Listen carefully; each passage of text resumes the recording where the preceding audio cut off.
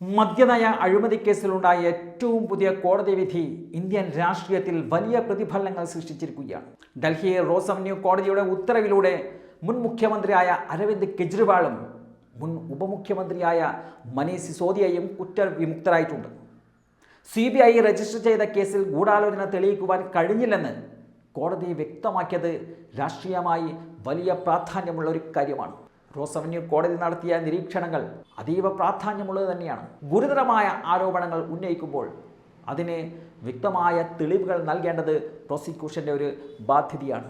തെളിവുകളുടെ അഭാവത്തിൽ കേസുകൾ രജിസ്റ്റർ ചെയ്യുന്നതും അതുപോലെ തന്നെ വ്യക്തികളെ പ്രതികളാക്കുന്നതും അത് നിയമത്തിലുള്ള പൊതുജന വിശ്വാസത്തെ തന്നെ ബാധിക്കുമെന്നതാണ് ജഡ്ജി ചൂണ്ടിക്കാട്ടിയത്. പ്രത്യേകിച്ച് മനീഷ് സിസോദിയക്കെതിരായ ഗൂഢാലോചന ആരോപണം തെളിയിക്കുവാൻ CBI പരാജയപ്പെട്ടുവെന്ന കോടതി വിലയിരുത്തൽ അന്വേഷണ ഏജൻസികളുടെ പ്രവർത്തന രീതിയെ തന്നെ ചോദ്യം ചെയ്യുന്നൊരു കാര്യം കൂടിയാണ്. കോടതി നിരീക്ഷണങ്ങളിൽ മറ്റൊരു നിർണായകമായ ഭാഗം എന്ന് പറയുന്നത് വ്യക്തമായ തെളിവുകൾ ഇല്ലാതെയാണ് കെജ്രിവാളിനെ കേസിൽ ഉൾപ്പെടുത്തിയതെന്ന സൂചനയായിരുന്നു. ഗുരുതരമായ ആരോപണങ്ങൾ ഉയർത്തി രാജ്യത്തെ ഒരു തെരഞ്ഞെടുക്കപ്പെട്ട ഒരു മുഖ്യമന്ത്രിയെ അറസ്റ്റ് ചെയ്ത് ദീർഘകാലം ജയിലിൽ പാർപ്പിച്ച ശേഷം തെളിവ് അവതരിപ്പിക്കുവാൻ കഴിയാത്ത ഒരു അവസ്ഥ, ഇത് ഒരു സാധാരണ നിയമപരമായ പിഴവായി മാത്രം കാണാൻ സാധിക്കില്ല എന്നതാണ് പല നിയമവിദഗ്ധരും ചൂണ്ടിക്കാട്ടുന്നത്. കേസിൽ പൊതുപ്രവർത്തകനായ കുൽദീപ് സിംഗിനെ ഒന്നാം പ്രതിയാക്കിയ CBI ഉദ്യോഗസ്ഥർക്കെതിരെ വകുപ്പ് തല അന്വേഷണം ശുപാർശ ചെയ്യണമെന്ന് കോടതി വ്യക്തമാക്കിയതും സംഭവത്തിൻ്റെ ഗൗരവം അത് വർദ്ധിപ്പിക്കുന്നതാണ്. ഈ കോടതി വിധിക്ക് ശേഷം മാധ്യമങ്ങളോട് പ്രതികരിക്കുമ്പോൾ അരവിന്ദ് കെജ്രിവാൾ വികാരാധീനനായിരുന്നു. താൻ നിരപരാധിയും സത്യസന്ധനുമാണെന്നും അഴിമതിക്കാരനല്ല എന്നും അദ്ദേഹം മാധ്യമങ്ങൾക്ക് മുമ്പിൽ പൊട്ടിക്കരഞ്ഞുകൊണ്ട് പറയുകയാണ്. തൻ്റെ കുടുംബവും പാർട്ടിയും നേരിട്ട മാനസിക സമ്മർദ്ദത്തെക്കുറിച്ച് പറഞ്ഞുകൊണ്ടായിരുന്നു അരവിന്ദ് കെജ്രിവാൾ മാധ്യമങ്ങൾക്ക് മുമ്പിൽ പൊട്ടിക്കരഞ്ഞത്. ഭാര്യ സുനിത കെജ്രിവാൾ സത്യം വിജയിച്ചു എന്ന പ്രതികരണവുമായി രംഗത്തെത്തിയിട്ടുമുണ്ട്. ഈ പ്രതികരണങ്ങൾ ഒരു വ്യക്തിപരമായ ആശ്വാസ പ്രകടനം എന്നതിലുപരിയായി ഒരു രാഷ്ട്രീയ സന്ദേശമാണത്. കെജ്രിവാളിൻ്റെ ഏറ്റവും കടുത്ത ആരോപണം എന്ന് പറയുന്നത് ഇത് രാഷ്ട്രീയ ഗൂഢാലോചനയാണെന്നതാണ്.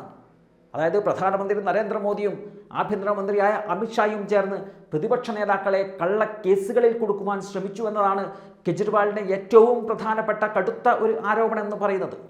ഈ വാദം BJP പക്ഷേ തള്ളിക്കളയുന്നുണ്ടെങ്കിലും കോടതിയുടെ നിരീക്ഷണങ്ങൾ പുറത്തു വന്ന സാഹചര്യത്തിൽ രാഷ്ട്രീയ ചർച്ചകൾ പുതിയ തലത്തിലേക്ക് നീങ്ങുകയാണ്.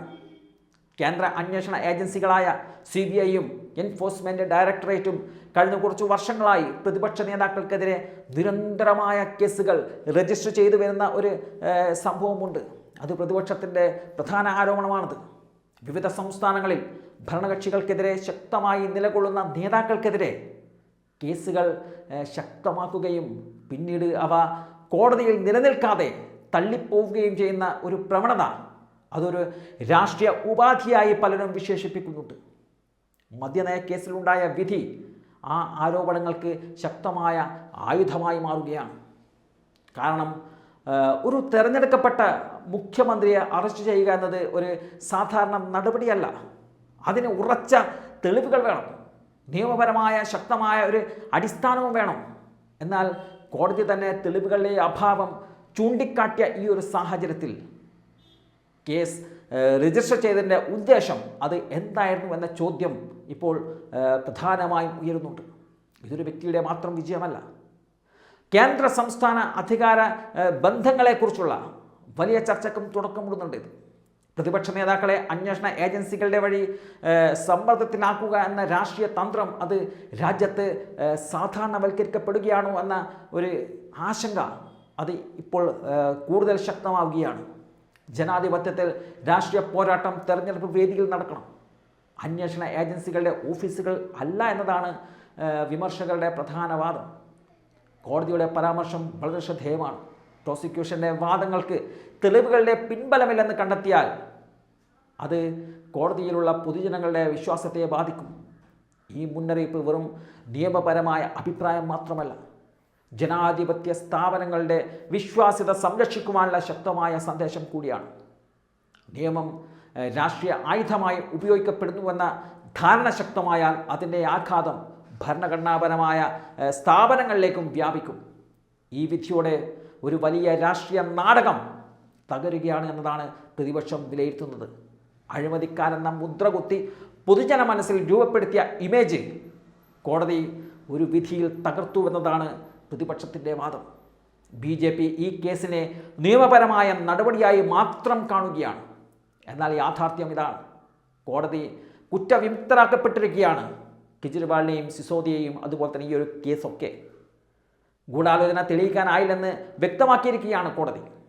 ഈ സാഹചര്യത്തിൽ കേന്ദ്ര സർക്കാരിനെതിരെ ഉയർന്ന രാഷ്ട്രീയ പ്രതികാരം എന്ന ആരോപണം അത് കൂടുതൽ ശക്തമാകുന്നത് സ്വാഭാവികമാണ്.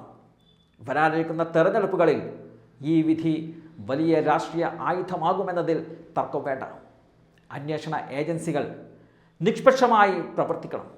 അല്ലാത്ത പക്ഷം ഓരോ കേസും രാഷ്ട്രീയ ഗൂഢാലോചനയായി കാണപ്പെടും.